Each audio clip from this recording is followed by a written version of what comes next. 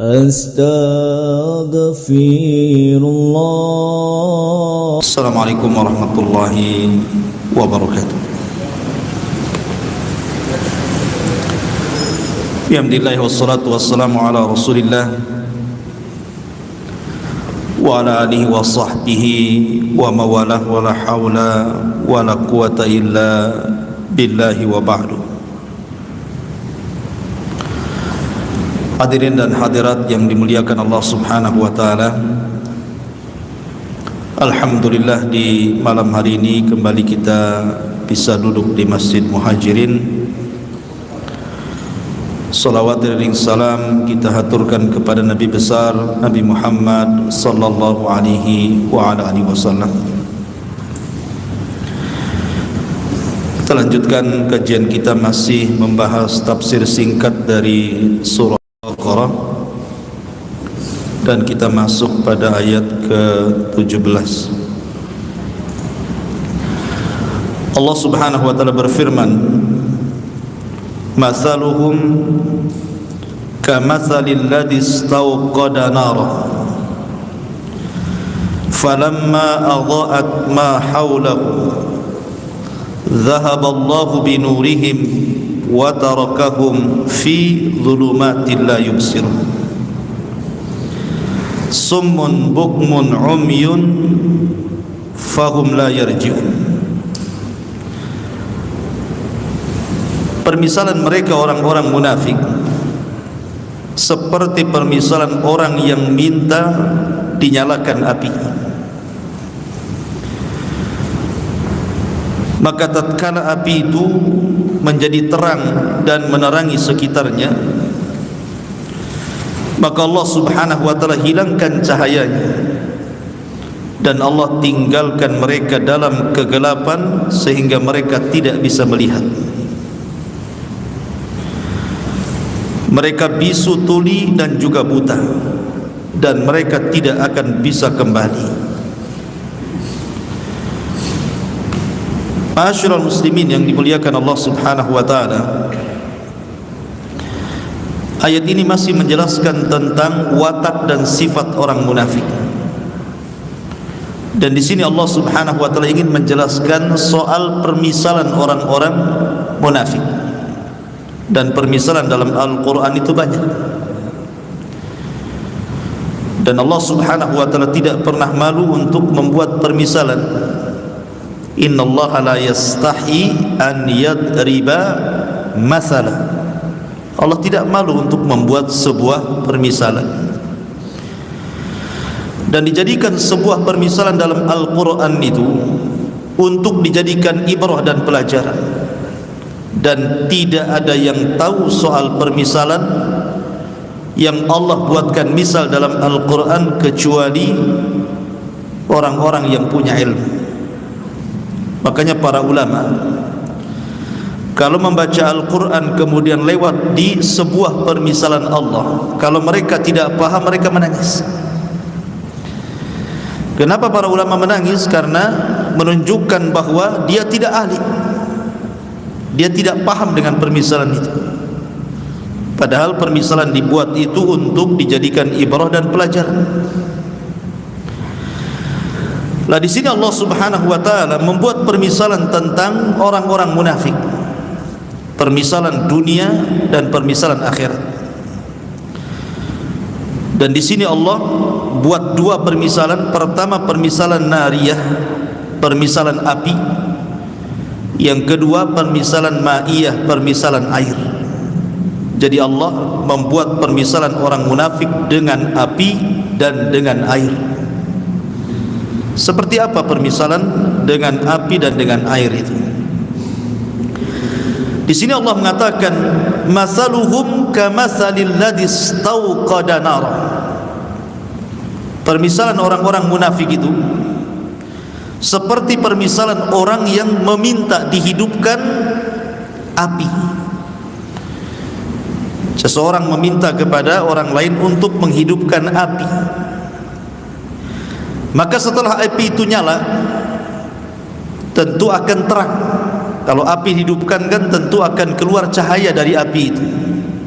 falamma adha'at ma haulahu, ketika kemudian api itu sudah terang dan cahayanya kemudian menyinari di sekelilingnya, di sekitarnya, zahaballahu binurihim, tiba-tiba Allah hilangkan cahayanya. Apinya tetap tapi cahayanya hilang.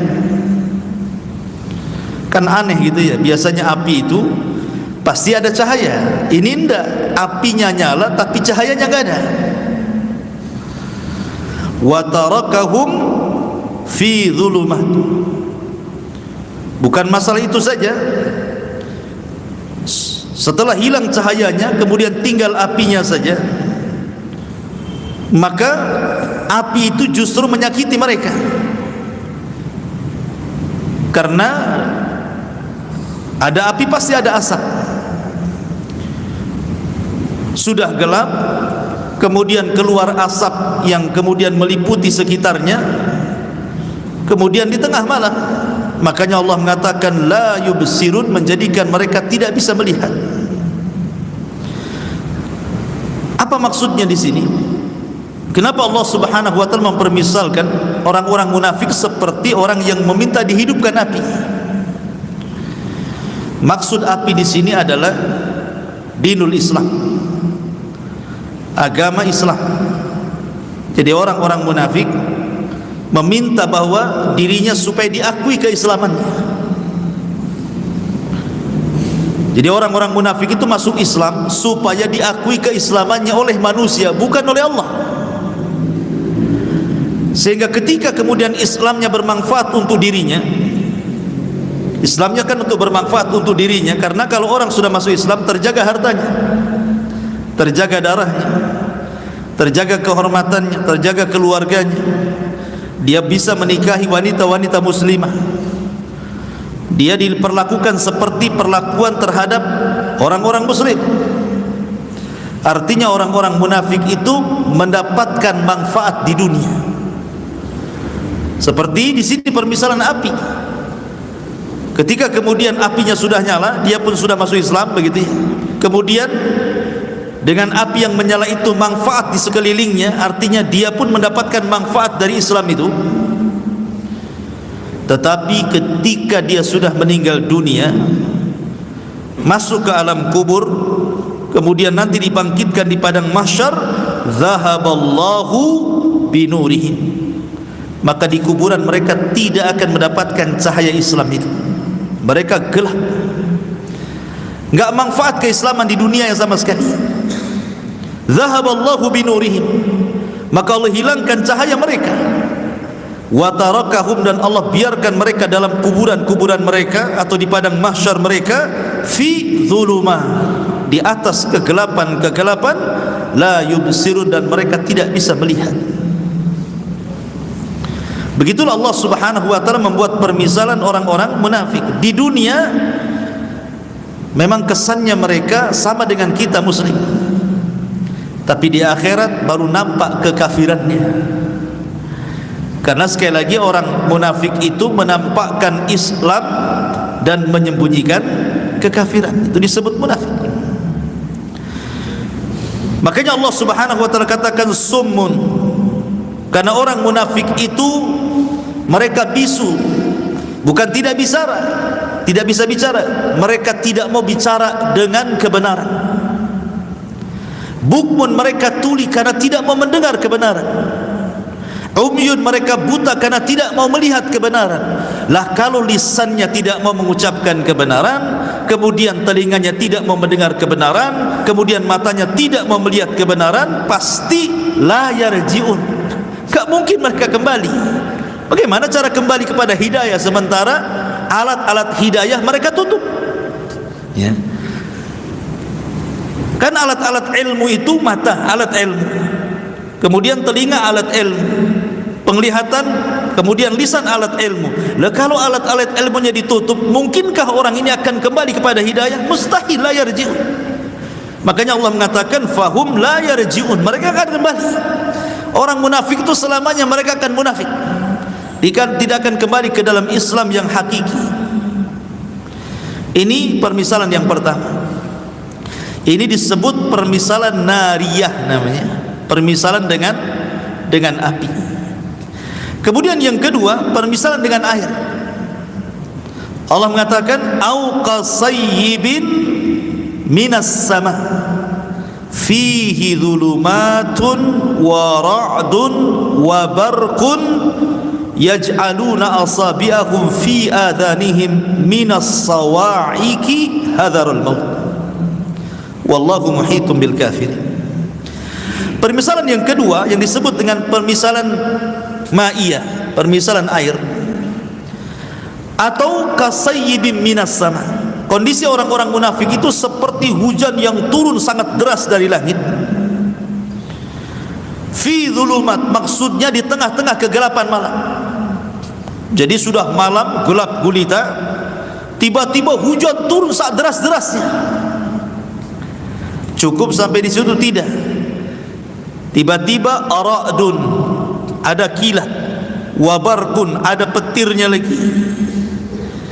Sehingga yaj'aluna asabi'ahum, karena takut di malam hari hujan deras, ada guntur, ada petir, ada kilat, takut menyambar-nyambar telinga mereka, maka mereka tutup telinga-telinga mereka dengan asabi'ahum, dengan jari-jari mereka, fi adhanihim, pada telinga-telinga mereka, minas sawa'iqi hadaral maut, karena takut terkena kilatan guntur, karena mereka takut dengan kematian. Wallahu muhitum bil kafirin, dan Allah meliputi orang-orang kafir. Maksudnya begini, Allah subhanahu wa ta'ala hendak mempermisalkan kepada kita permisalan orang munafik ketika mendengarkan Al-Quran. Jadi permisalan yang kedua ini, permisalan orang-orang munafik ketika mendengarkan Al-Quran. Maka ketika mereka mendengarkan Al-Quran itu seperti permisalan ma'iyah ini. Jadi seolah-olah Al-Quran yang mereka dengar itu hujan yang sangat deras dicampur dengan guntur, petir dan kilat, sehingga mereka tidak mau mendengar Al-Quran itu dan menutup telinga-telinga mereka dengan tangan mereka. Jadi orang-orang munafik itu alergi dengan Al-Quran. Kalau dibacakan kepada mereka, mereka enggak mau dengar. Itulah sifat-sifat orang munafik. Karena mereka hanya ingin diakui saja keislamannya oleh kaum muslimin, tapi tidak benar-benar mencari keislaman. Makanya Allah mengatakan yaj'aluna asabi'ahum, ketika mereka mendengar Al-Quran, mereka jadikan jari-jari mereka menutup telinga-telinga mereka, minas sawa'iqi hadar, karena kuatnya pengaruh Al-Quran kepada orang-orang munafik ini. Seolah-olah mereka takut dengan kematian, saking takutnya dengan Quran. Seperti itulah orang-orang munafik. Ini permisalan di dunia orang munafik seperti itu. Mereka tidak mau mendengarkan Al-Quran, dan Al-Quran seperti petir bagi mereka. Yakadul barqu yakhtafu absarahum, hampir-hampir petir itu menyambar pandangan-pandangan mereka. Kemudian Allah permisalkan bagaimana orang-orang munafik di akhirat. Kullama adha'a lahum masyaw fihi, apabila ada cahaya maka mereka mulai berjalan. Wa idza adlama, tapi kalau cahayanya hilang, alaihim qamu, maka mereka berhenti. Walau sya'allahu la dhahaba bisam'ihim wa absarihim, kalau Allah mau, Allah akan hilangkan pendengaran dan penglihatan mereka. Innallaha ala kulli syai'in qadir, sesungguhnya Allah atas segala sesuatu maha mampu. Jadi ketika Allah subhanahu wa ta'ala mengumpulkan manusia di padang mahsyar, dan Allah katakan wasiqal ladzina kafaru ila jahannama zumar, orang-orang kafir tidak sempat melewati titian siratal mustaqim, langsung digiring ke jahannam, dimasukkan ke jahannam. Itu orang kafir. Sehingga ketika orang-orang kafir sudah digiring, wasiqal ladzina kafaru ila jahannam zumara, maka yang tersisa hanya dua kelompok, orang-orang yang beriman dan orang-orang munafik. Kenapa mereka tidak seperti orang-orang kafir langsung dimasukkan ke dalam jahannam? Kenapa mereka kemudian dikumpulkan dengan orang-orang yang beriman? Karena zahirnya mereka orang-orang beriman masalahnya. Makanya mereka dikelompokkan di situ, dan mereka diberikan kesempatan untuk menyeberang. ketika mereka hendak menyeberang, Allah berikan macam-macam orang itu cahaya sesuai dengan amalannya di dunia. Ada cahayanya terang banget dia, ada cahayanya tidak terang, ada cahayanya redup, ada cahayanya kadang terang kadang redup. Dan ketika meniti titian siratal mustaqim, ada yang seperti kilat, tahu-tahu sudah sampai di ujung. Ada yang seperti orang yang memacu kuda balap, tahu-tahu sudah di ujung. Ada orang yang seperti lari kencang, tahu-tahu sudah di ujung. Ada orang yang kemudian berjalan santai, ada orang yang kemudian merangkak, terkadang hampir jatuh tapi kemudian sampai juga. Tapi ada juga yang Allah takdirkan harus terjun ke jahanam. Lah orang-orang munafik ini Allah Subhanahu wa taala berikan cahaya kecil. Terkadang cahaya itu menyala, terkadang cahaya itu padam. Ketika cahaya itu menyala, kullama adha'a lahum masyaufi. Jadi ketika mereka naik di titian siratal mustaqim itu, kalau cahayanya muncul, mulai mereka berjalan. Tetapi wa idza adlama alaihim qam. Ketika cahaya hilang, berhenti dia. Kata para ulama tafsir, seandainya orang-orang munafik itu mampu melewati sepertiga saja, jangan 2/3, sepertiga titian siratal mustaqim, tentu dia akan diseberangkan ke surga. Artinya bahwa berdirinya orang munafik di titian dengan berjalannya itu lebih banyak berdirinya, lebih banyak berhentinya dibandingkan jalannya gitu. Anda bisa bayangkan ya. Sebab kalau seandainya sepertiga saja titian dia bisa melewati, tentu diseberangkan ke surga. Tetapi ketika dia banyak berhenti dibandingkan jalan, maka mereka akan sampai ke neraka, bukan ke surga. Sehingga orang-orang munafik itu kan kebiasaan di dunia suka menipu. Orang-orang munafik itu kan ciri-ciri yang paling nampak adalah idza haddatsa kadzab, apabila bicara dusta. Dia suka menipu orang. Idza laqul ladzina amanu qalu amanna wa idza khalau ila syayatinin qalu inna ma'akum innama nahnu mustahzi'un. Kalau berjumpa dengan orang yang beriman, oh aku nih kawan kalian. Tapi kalau berjumpa dengan orang kafir, saya juga kawan kalian. Jadi orang munafik itu sama orang yang beriman berdusta, sama orang kafir pun berdusta. Dia tengah-tengah dia. Makanya orang munafik itu terkenal orangnya orator, alimul lisan, pandai diplomasi. Makanya Rasul mengatakan innama akhwafa ma akhafu alaikum munafikun alimul lisan. Yang paling aku takutkan terjangkit penyakit kepada umat ini munculnya para diplomasi dari kalangan munafikin, yang orang yang pandai bicara melobi sana sini maksudnya. Makanya Allah mengatakan tu'jibuhum qauluhum, tu'jibuka qauluhum bi afwahihim. Jadi kalau mereka ngomong itu memang luar biasa orang munafik. Karena Abdullah ibn Ubay bin Salul, tokoh munafik itu luar biasa kalau ngomong itu. Itulah cirinya orang munafik. Lah ketika di dunia dia bisa mengelabui orang yang beriman, rupanya ketika menyeberang titian siratal mustaqim, dia pun mau berusaha mengelabui orang-orang yang beriman. Allah sebutkan dalam surah Nur, ketika orang-orang yang beriman lewat dan tentu membawa cahaya, apa kata orang munafik? Naktabis min nurikum, katanya. Tunggu dulu, aku ingin berjalan bersama kamu dan mengikuti cahayamu. Ya, di dunia dia bisa mengelabui orang yang beriman, di akhirat mana bisa ya. Maka orang-orang yang beriman yang ketika berjalan di titian siratal mustaqim, kemudian orang munafik mengatakan naktabis min nurikum, tolonglah berhenti dulu, saya ingin ikut cahayamu. Maka orang mukmin mengatakan tidak, faltamis mi waraikum, cari di belakang kalian, katanya. Akhirnya orang munafik kembali, rupanya ada semacam jidar, semacam tembok yang zahirnya itu rahmat tapi belakangnya adalah azab. Ya, zahiruhu rahmah. Jadi zahirnya rahmat tetapi belakangnya adalah min kibalihi azab. Akhirnya ketika masuk ke tembok itu disangkanya dia akan selamat, malah masuk ke dalam jahanam gitu ya. Nauzubillah. Ya, orang munafik di dunia bisa melabui, tapi di akhirat siapa yang bisa dikelabui dia?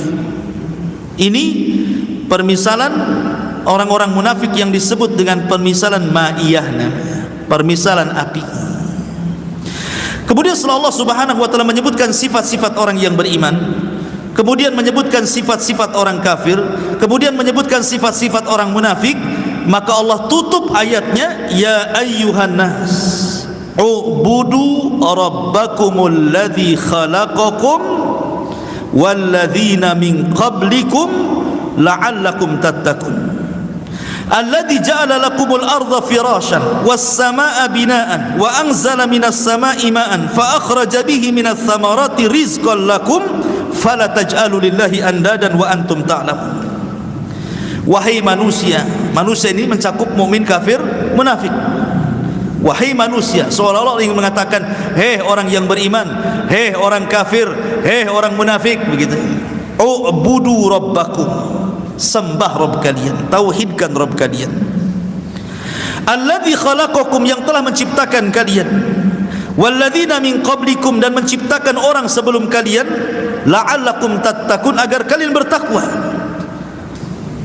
Kenapa kita harus menyembah Allah Subhanahu wa taala? Karena alladzi ja'ala lakumul arda firasha, karena Allah yang telah menjadikan bumi ini terhampar untuk kalian.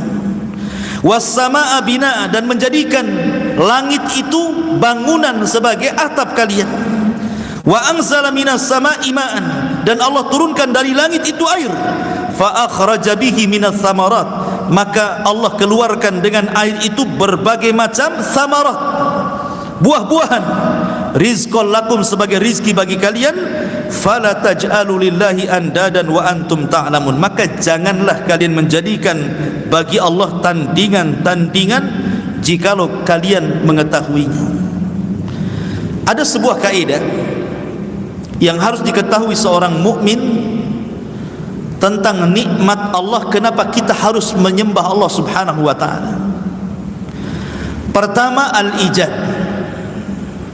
Pertama al-ijad. Kemudian yang kedua al-i'dad. Kemudian yang ketiga al-imdad. Kemudian yang keempat al-irsyad. Kemudian yang kelima al-is'ad. Ini kaidah kehidupan namanya. Ijad, i'dad, imdad, irsyad, is'ad. Antum yang belajar bahasa Arab paham artinya. Yang enggak bisa bahasa Arab ya sudah dengerin aja.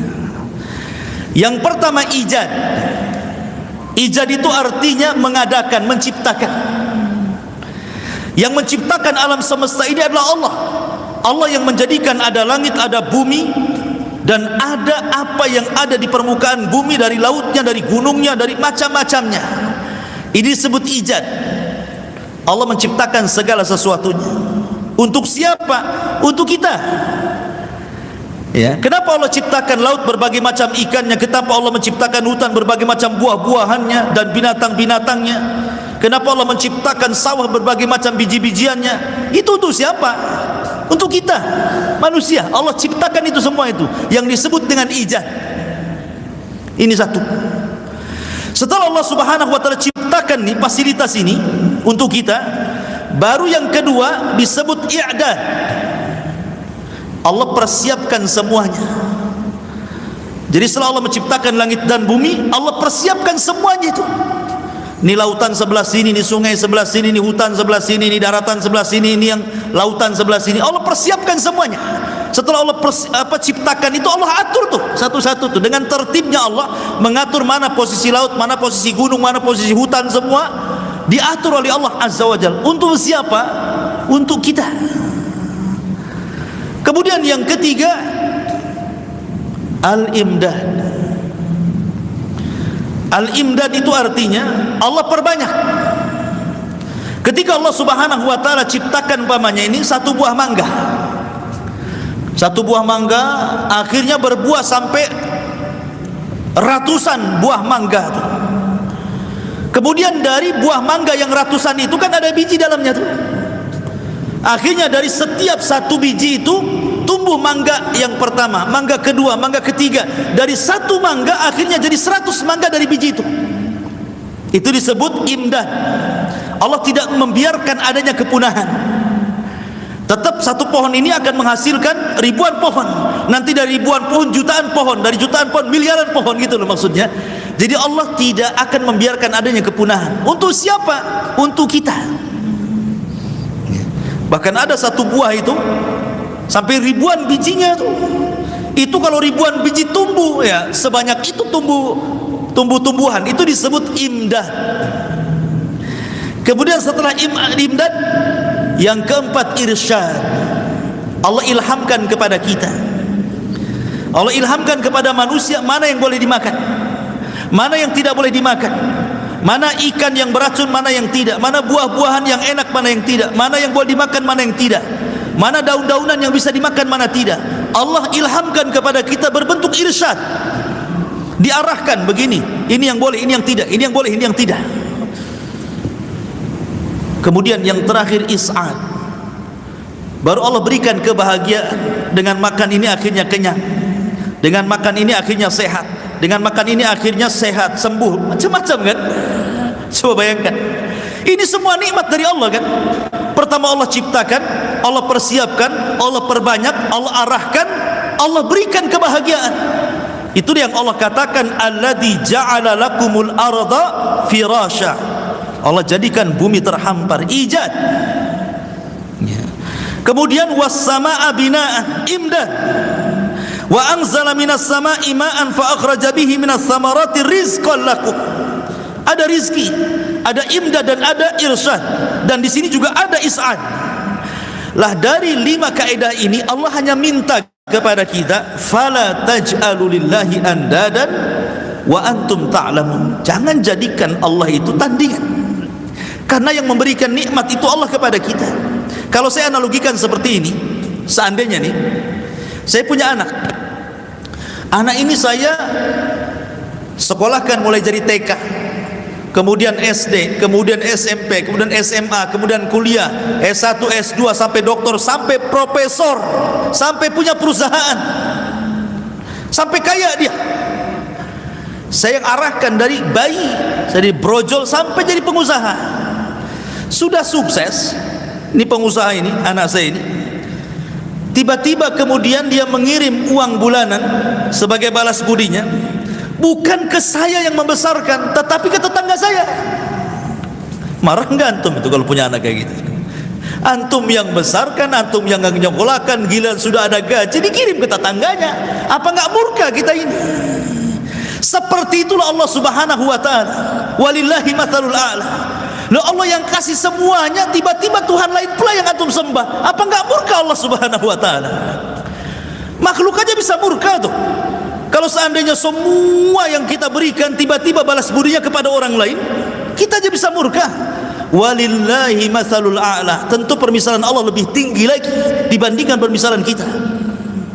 Maka tentu Allah Subhanahu wa taala akan murka kalau kita mengambil sesembahan selain daripada Allah. Sementara Allah sudah jadikan bumi terhampar untuk kita, langit sebagai atap untuk kita, segala air, buah-buahan, binatangnya, macam-macamnya untuk kita. Tiba-tiba yang disembah pula berhala. Apa enggak murka Allah kan? Dari sini ikhwatu fiddin muliakan Allah Azza wa Jalla. Maka di sini Allah ajarkan tauhid, bahwa menyembah Allah itu penting, karena Dia yang telah menciptakan kita dan mengatur kita dan memberikan rizki kepada kita, dan segala sesuatu sudah ditakdirkan kepada kita.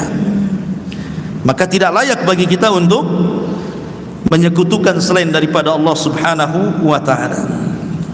Kemudian Allah mengatakan, wa in kuntum fi raibin mimma nazzalna ala abdina fa'tu bi suratin min mithlihi wad'u syuhada'akum min dunillahi in kuntum sadiqin fa illam taf'alu wa lan taf'alu fattaqun nar allati waquduha an-nas wal hijarah uiddat lil kafirin. Di sini Allah Subhanahu wa taala menjelaskan perkara lain tentang Al-Qur'an. Jadi sampai 22 ini berbicara tentang sifat-sifat orang yang beriman, orang kafir dan orang munafik, dan ditutup dengan disuruhnya kita menyembah Allah Azza wa Jalla. Maka sekarang masuk pada bab lain tentang Al-Qur'an.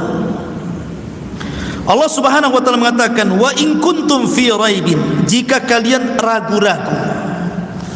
Oh, mungkin jangan-jangan si Muhammad itu merekayasa Quran, atau jangan-jangan ada jin yang mengajarkan kepada Rasul itu Al-Quran, Atau jangan-jangan mungkin Muhammad itu menyadur Al-Quran dari kitab-kitab sebelumnya. Atau kalau jangan-jangan kan ada orang yang ragu-ragu dengan Quran itu.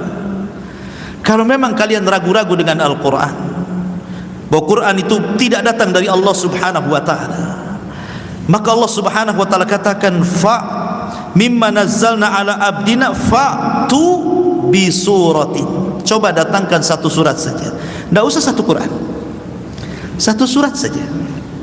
Dalam sejarah, dari orang-orang yang mengaku Nabi dan Rasul, mengklaim dirinya Nabi dan Rasul, tidak ada yang pernah membuat surat dalam Al-Quran kecuali Musailamah Al-Kadzdzab. Kan banyak nabi-nabi palsu itu bermunculan. Banyak nabi palsu di zaman Rasul sudah ada. Ya, di zaman Rasul sebelum wafatnya Rasul, di situ ada Tulaiha ibn Khuwailid, ada Al-Aswad Al-Ansi, ada Sajah bintul Haris. Kemudian di zaman tabi'in ada Mukhtar ibn Ubaid Ats-Tsaqafi. Kemudian ada lagi di zaman belakangan-belakangan ini pendiri Ahmadiyah namanya Hadrat Mirza Ghulam Ahmad. Dan banyak lagi di Indonesia juga ada Ahmad Musaddiq. Itu apa, siapa yang ngaku nabi palsu? Saya tidak pernah mendengar dari mereka ada wahyu yang mereka rangkai kecuali Musailamah Al-Kadzdzab. Yang pernah merangkai surat-surat yang ingin menandingi Al-Quran itu cuma Musailamah Al-Kadzdzab. Sebab itulah maka tersemat kalimat kadzab di belakangnya, kalimat pendusta itu. Kenapa? Karena dia tidak sanggup menciptakan ayat seperti atau surat seperti yang diturunkan Jibril kepada Nabi SAW. Tapi nabi-nabi palsu kan tidak ada di belakangnya kadzab kan? Pemanya Al-Aswad Al-Ansi Al-Kadzdzab membayangkan itu, ataupun Tulaiha ibn Asad Al-Kadzdzab, atau siapa, Hadrat Mirza Ghulam Ahmad Al-Kadzdzab membayangkan. Tapi Musailamah itu ada buntutnya Al-Kadzdzab di situ. Ada buntut di belakang nama Musailamah itu Al-Kadzdzab, si pendusta. Kenapa? Karena dia pernah mencoba membuat beberapa surat semisal Al-Quran kononnya menurut dia, tetapi Al-Quran tidak bisa ditandingi. Ketika Amr bin As radhiyallahu an, waktu itu masih kafir Amr bin As itu. Karena Amr bin As itu walaupun pimpinan Quraisy, dia masuk Islam kan belakangan bersama Khalid ibn Walid. Itu jauh-jauh setelah Nabi hijrah baru Khalid bin Walid itu masuk Islam bersama Amr bin As, karena dua-duanya sama-sama tokoh masalahnya. Ya, tokoh-tokoh itu susah ya, kalau untuk masuk Islam itu susah kalau sudah jadi tokoh itu. Ya. Jadi Amr bin As ini kan berkawan dengan Musailamah Al-Kadzdzab, satu geng tuh dengan Musailamah Al-Kadzdzab. Jadi Amr bin As ini suatu ketika bertandang ke Bani Hanifah, ke kabilahnya Musailamah Al-Kadzdzab di Yamamah sana. Berjumpalah Amr bin As ke rumah Musailamah Al-Kadzdzab, kemudian berbincang-bincang. Jadi Musailamah Al-Kadzdzab ngomong sama Amr bin As itu, ya Amr, kau kan tetangganya si Muhammad, kira-kira surat yang terakhir turun kepada dia itu surat apa coba? Karena orang Arab biasa menghafal syair, apalagi surat-surat pendek. Banyak orang-orang kafir yang hafal surat-surat pendek. Banyak orang Islam tak hafal pula surat-surat pendek. Ini orang-orang kafir nih banyak hafal surat-surat pendek karena terbiasa menghafal syair masalahnya, karena Quran itu disangka syair sama orang-orang itu. Kata Amr bin As, ya, aku mendengar yang terakhir, maksudnya yang paling akhir yang ku dengar dari lisan si Muhammad itu, kata Amr bin As, adalah suratul Fil. Kemudian dibacakannya, alam taro kaifa fa'ala rabbuka bi ashabil fil alam yaj'al kaidahum fi tadlil wa arsala alaihim tayran ababil tarmihim bi hijarati min sijil faja'alahum ka'asfin ma'kul. Kata, ini yang terakhir aku dengar, kata Amr bin As. Kata Musailamah Al-Kadzdzab, oh, aku pun diturunkan kepadaku suratul Fil, surah yang sama, namanya suratul Fil juga. Kata Amr bin As, coba perdengarkan suratul Fil. Dia mengatakan, al-filu wa ma adraka mal filu lahu khurtumun tawilun wa adhanun dhailun ila akhir ayat. Ngaco lah itu. Gajah, tahukah kamu gajah? Gajah itu punya belalai panjang dan kuping yang besar. Memang benar, emang gimana kok mensifati gajah? Coba. Apa maknanya? Memang gajah seperti itu. Al-filu wa ma adraka mal fil, gitu. Gajah, tahukah kamu gajah? Lahu khurtumun tawil, punya belalai panjang. Ya memang punya belalai panjang kan? Wa adhanun dhail, dan telinga yang besar melambai. Aku disebutkan dalam riwayat, dia mengatakan kalau si Muhammad itu turun padanya suratul Fil, maka turun semalam Jibril kepadaku suratul Difda, katanya. Ini aneh lagi, suratul Difda, ya Difda binta difda'aini nikki mata nikki fa inna a'laki fit tini wa asfaluki fil ma'i. Ya Difda' binta difda'aini, wahai kodok, putra dari ibu bapak kodok, katanya. Nikki mata nikki, silahkan mengodok, karena paling tinggi hidupmu di tanah dan paling rendah hidupmu di air. Ini Amr bin As ini kan masih kafir ya, masih kafir dia. Tetapi orang Arab itu menganggap dusta itu aib masalahnya. Ingat, orang jahiliyah itu, sejahil-jahiliyahnya orang jahil, tapi orang yang berdusta itu aib. Bagi mereka aib. Makanya orang Arab itu jarang berdusta walaupun jahiliyah. Bedanya kalau kita ini suka dusta padahal muslim ya kan? Orang jahiliyah itu menganggap aib. Makanya Amr bin As langsung mengatakan, wallahi ya Musailamata fa inni ra'aituka kadziban. Demi Allah wahai Musailamah, aku tidak melihat engkau ini kecuali seorang pendusta, katanya. Padahal sama-sama kawan itu, sama-sama musyrik. Tapi Amr bin As mengatakan, wallahi inni ra'aituka lakadziba, engkau ini pendusta, aku benar ini enggak, itu karya-karya kamu aja itu, katanya. Kau yang rangkai-rangkai, katanya. Itu Amr bin As mengatakan seperti itu. Artinya dari sini bahwa sekelas Musailamah al-Kadzdzab, seorang ahli syair saja tidak bisa merangkai Al-Quran, apalagi orang yang tidak pandai merangkai syair, apalagi orang yang tidak tahu bahasa. Makanya sering saya katakan di permulaan ketika kita membahas surah Al-Baqarah, kenapa Allah Subhanahu wa taala memulakan surah Al-Baqarah itu dengan alif lam mim? Kenapa? Kenapa surah Al-Baqarah dimulai dengan kalimat alif lam mim? Seolah-olah Allah ingin mengatakan Quran ini terangkai dari alif, ba, ta, sa, jim, lam, kha, ha sampai ya gitu ya. Sebagaimana Quran terangkai dari huruf lam, alif, mim dan begitu seterusnya dari huruf hijaiyah, kau rangkai juga Al-Quran dari huruf-huruf itu kalau kau sanggup. Ini huruf-hurufnya sudah ada, huruf hijaiyah itu alif sampai ya. Sekarang kau rangkailah Quran itu dari huruf-huruf ini kalau kalian sanggup. Makanya Allah mengatakan di sini fa'tu bi suratum min mithli. Datangkan semisal Quran. Satu surat saja. Cukup sampai di sini. Wad'u syuhada'akum. Kalau perlu, undang syuhada'akum, penolong-penolongmu. Kumpulkan, mau malaikat, mau jinnya, mau manusianya, mau profesornya, mau orang jahilnya, kumpulkan semuanya satu alam sama saya ini kalau kalian sanggup. Dibayangkan, kumpulkan malaikatnya sekali, kumpulkan jinnya sekali, kumpulkannya manusia sekali, kumpulkan orang cerdas sekali.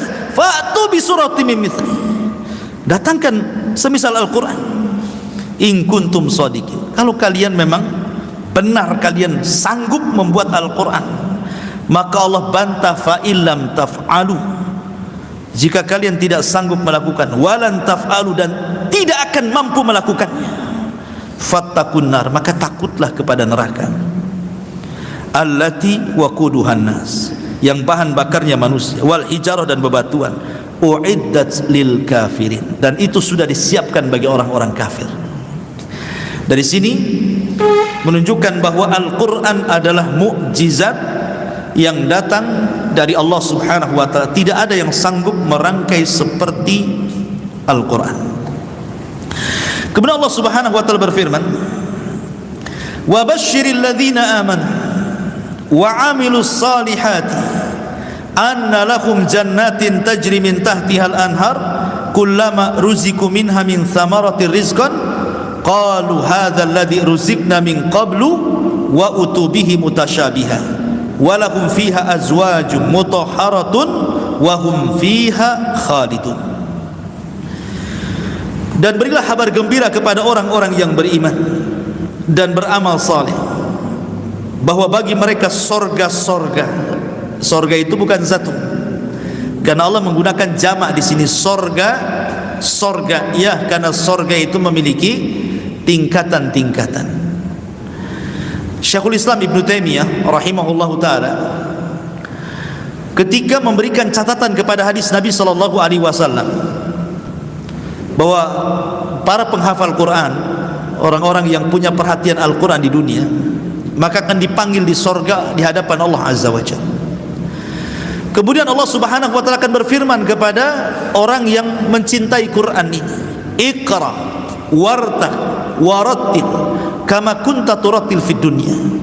fa inna manzilataka inda akhiri ayatin taqra'uha. Baca, naiklah, karena di sorga itu nanti manusia diberikan raf-raf. Raf-raf itu sayap di belakang sini sehingga bisa terbang, ya. Jadi di sorga itu bukan kayak di bumi. Kalau di bumi itu kan kita merayap di bumi, binatang-binatang yang disebut dengan binatang melata yang merayap di bumi. Di sorga nggak ada binatang melata itu. Di sorga itu tidak ada binatang yang merayap kayak kita di bumi, itu tidak ada. Bahkan manusianya juga tidak merayap di bumi. Di sorga itu semua terbang. Dan itu digambarkan dalam Al-Quran ketika Allah Subhanahu wa ta'ala menceritakan tentang makanan ahlu sorga.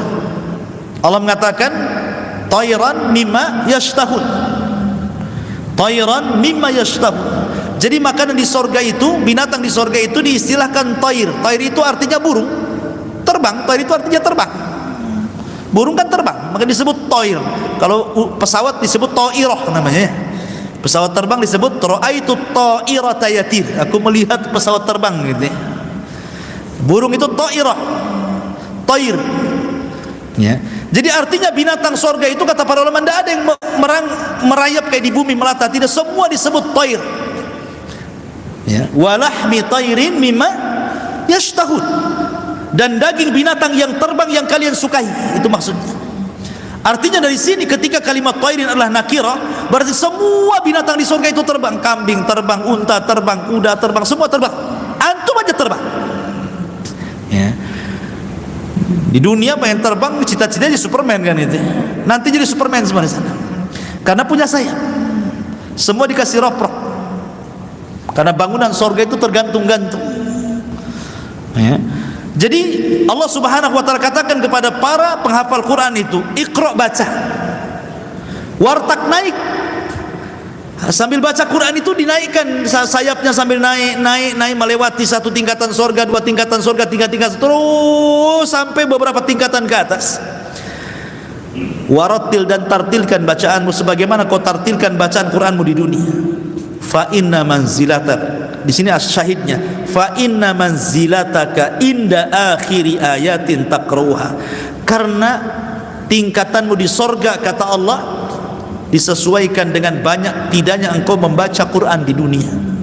Makin sering baca Quran di dunia, maka makin tinggi tingkatannya di sorga. Dan orang yang paling sering membaca Quran pasti penghafal Quran. Tidak percaya? Coba orang menghafal Quran itu, kadang satu ayat diulang-ulang pengen hafal. Nah, berapa kali itu? Ada satu ayat itu sampai 100 kali dia baca supaya bisa hafal kan? Nah, kalau antum baca Quran saja paling terus satu ayat, tapi penghafal Quran beda dia. Kalau dia menghafal Quran itu satu ayat saja ratusan kali biar hafal, kan dia paling banyak membaca Qurannya deh.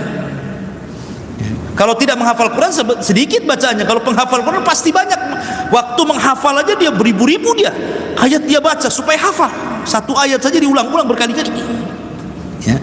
Jadi kata Syekhul Islam Ibnu Taimiyah rahimahullahu taala, ketika Allah mengatakan fa inna manzilataka inda akhiri ayatin taqra'uha, kedudukanmu di sorga itu disesuaikan dengan ayat yang kau baca akhir di dunia itu.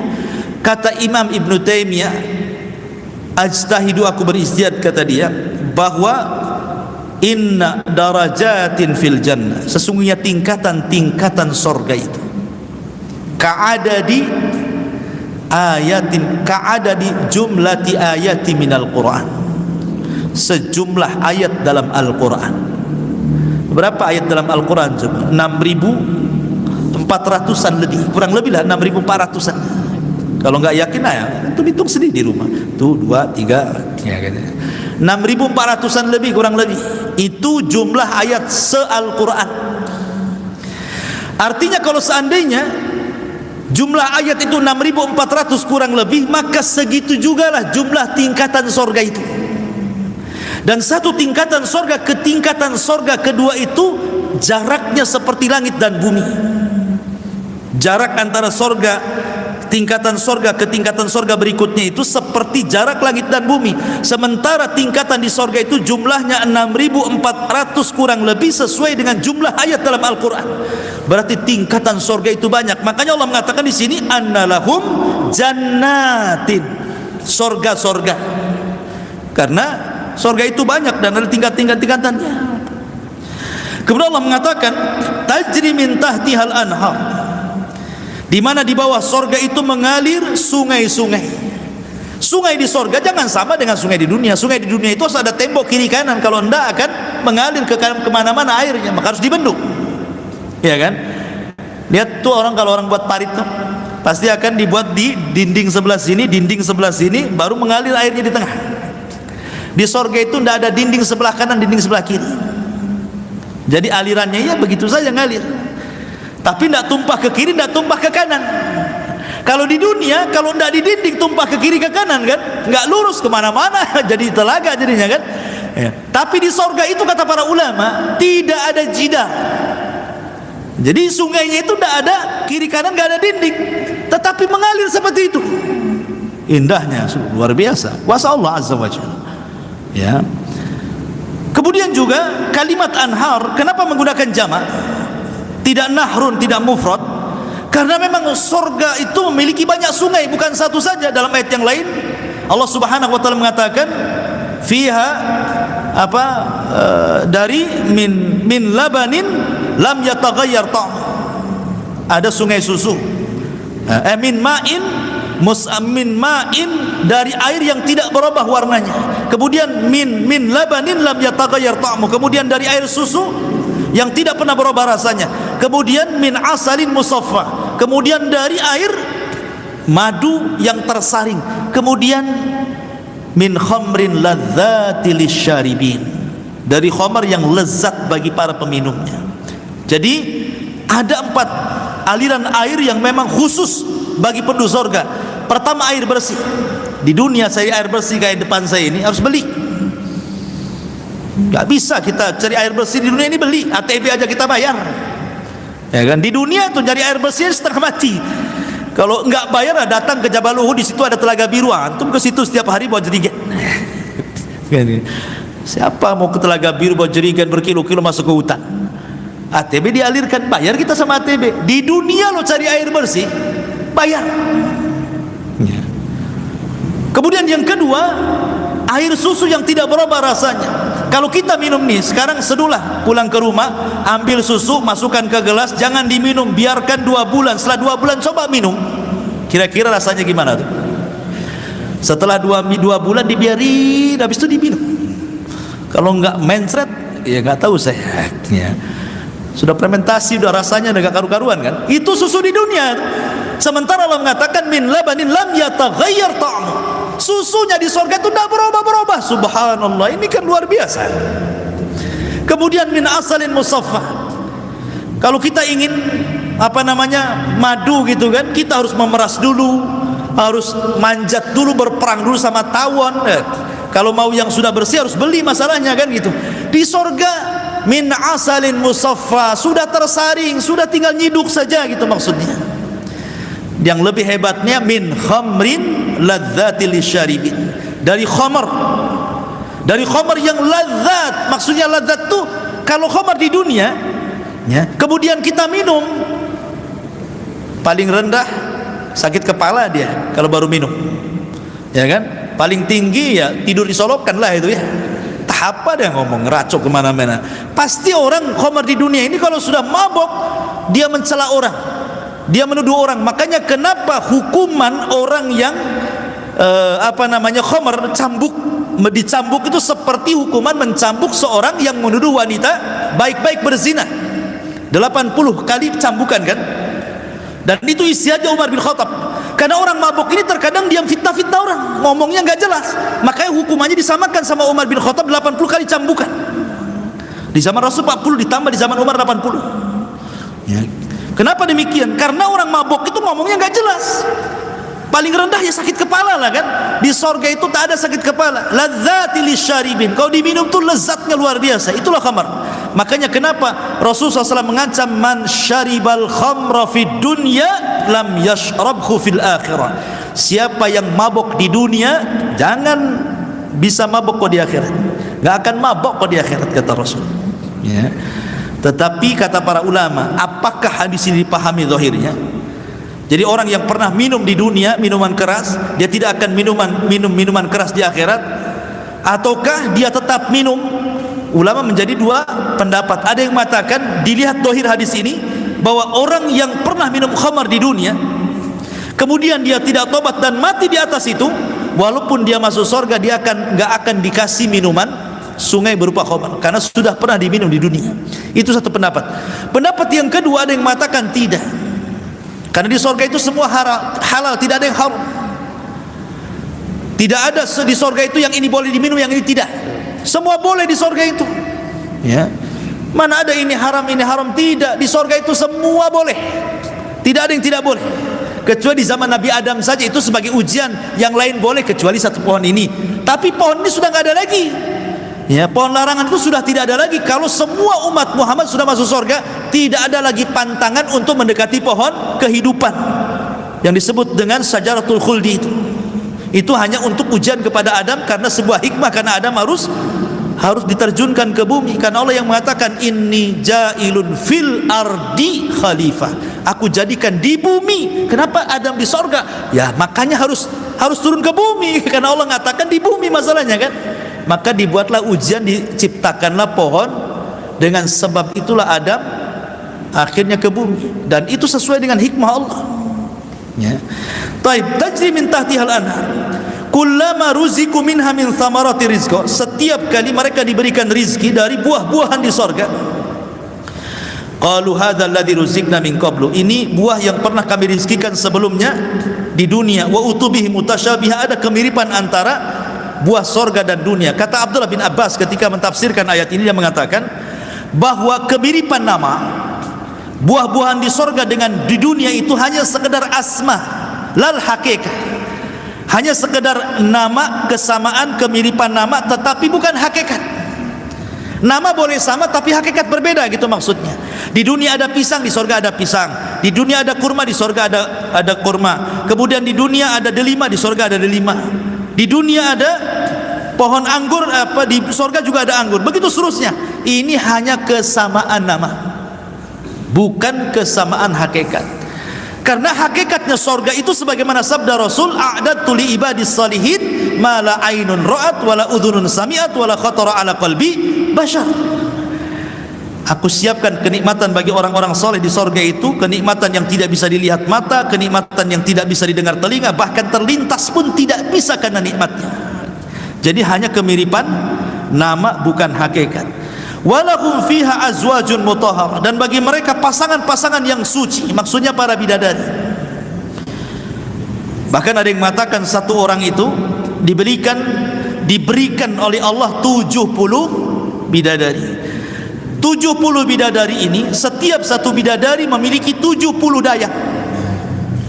Lah 70 dayang ini memiliki 70 pembantu-pembantu lain. Anda bisa bayangkan berapa itu perempuan yang Anda di sekeliling antum itu? 70 bidadari. Sudah jelas bidadari. Di dunia saja kalau orang cantik dibilang bidadari. Kalau laki-laki tampan nggak ada bidadara kan itu. Karena khusus perempuan saja. 70 bidadari ini, setiap satu bidadari dikelilingi oleh 70 dayang. Kemudian 70 dayang, setiap satu dayang dikelilingi 70 pembantu. Berarti 70 kali 70 kali 70, itulah perempuan yang ada di sekeliling antum. Semua halal bagi antum, nggak ada yang haram. Di dunia nggak boleh antum punya pembantu antum gauli. Nggak halal di dunia. Pembantu saja haram bagi antum, kecuali budak, ya kan? Tapi kan tidak ada di Batam ini budak, yang ada budak-budak kecil kan? Itu orang Melayu ya. Jadi di dunia ini semua haram kecuali yang dihalalkan istri kita atau budak kita. Budak tak ada, istri sajalah kan itu. Tapi di sorga itu kita dikelilingi perempuan. Kenapa di sini Allah Subhanahu wa taala menyebut walahum fiha azwajum mutahhar? Dan bagi mereka para laki-laki itu di sorga itu diberikan pasangan-pasangan yang suci. Dan Al-Quran lebih banyak menceritakan tentang bidadari bagi nikmatnya laki-laki, karena di dunia saja laki-laki itu tidak suka dengan yang lain kecuali dengan perempuan. Makanya Allah akan memberikan kesukaan itu. ketika Adam diciptakan dan dimasukkan ke sorga, Allah tidak ciptakan burung yang bisa bicara supaya menemani Adam di sorga, atau Allah ciptakan semacam tumbuh-tumbuhan atau pohon-pohon yang cantik dan bisa ngobrol dengan Adam di sorga. Tidak, Allah tidak ciptakan itu karena Adam tidak suka itu ya. Tapi Allah ciptakan dari tulang rusuknya Hawa. Setelah ciptakan Hawa inilah Adam tenang ya. Bisa saja kan Allah ciptakan burung, Allah ciptakan binatang-binatang untuk menemani Adam di sorga kan. Tapi Allah tidak ciptakan itu. Justru Allah ciptakan pasangannya dari tulang rusuknya ya, karena Allah mengatakan wa min ayatihi an khalaqalakum min anfusikum azwaja litaskunu ilaiha. Lihat bahasa litaskunu ilaiha, bukan litaskunu ma'aha, bukan pakai ma'aha tetapi ilaiha ya. Nih indahnya bahasa Arab. Kenapa Allah mengatakan litaskunu ilaiha bukan litaskunu ma'aha? Kalau litaskunu ma'aha hanya sekedar satu rumah tapi tidak ada kebahagiaan. Kita nikah itu bukan untuk satu rumah dengan pasangan. Kalau hanya satu rumah saja buat apa ya? Tetapi litaskunu ilaiha, supaya hati kita tenang dengan dia walaupun tidak ada atapnya rumah kita, gitu maksudnya. Kalau hanya satu rumah saja, betapa banyak suami istri satu rumah tetapi tidak tenang, bercerai, nggak jelas-jelas di situ kan. Itulah bahasa Quran, kenapa diciptakan pasangan bukan untuk serumah, supaya kita tenang dengan dia, gitu maksudnya. Lah Adam itu diciptakan Hawa seperti itu. Walahum fiha azwajum mutahharatun wa hum fiha khalidun, dan Allah kekalkan mereka di sorga. Ingat kekekalan sorga. Kalau ada yang mengatakan lalu bedanya apa? Kalau sorga kekal, Allah juga kekal, berarti Allah ada tandingan dalam kekekalan di sini? Tidak. Allah kekal, sebelumnya tidak didahului dengan ketidakadaan, tapi sorga sebelumnya didahului dari ketidakadaan. Sebelumnya tidak ada sorga, Allah ciptakan sorga, tapi Allah sebelumnya tidak didahului dengan ketidakadaan. Allah itu selamanya ada. Kemudian yang kedua, yang menakdirkan sorga kekal adalah Allah, dan sorga tidak menakdirkan kekekalan Allah. Kemudian yang ketiga, kekalnya sorga karena kehendak Allah, bukan kehendak sorga itu sendiri. Dari sini tidak sama antara kekekalan sorga dengan kekekalan Allah subhanahu wa ta'ala. Wa hum fiha khalidun, dan mereka di dalam sorga itu akan dikekalkan. Wallahu alam. Sampai di sini. Taib, sebelum saya tutup silakan kalau ada yang bertanya.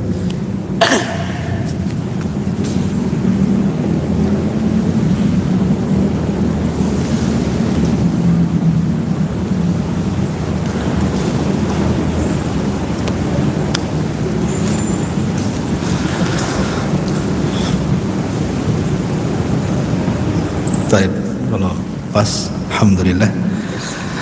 Kita tutup dengan doa kafaratul majlis. Subhanakallahumma wa bihamdika, asyhadu an la ilaha illa anta, astaghfiruka wa atubu ilaik. Allahu ta'ala. Assalamualaikum warahmatullahi wabarakatuh.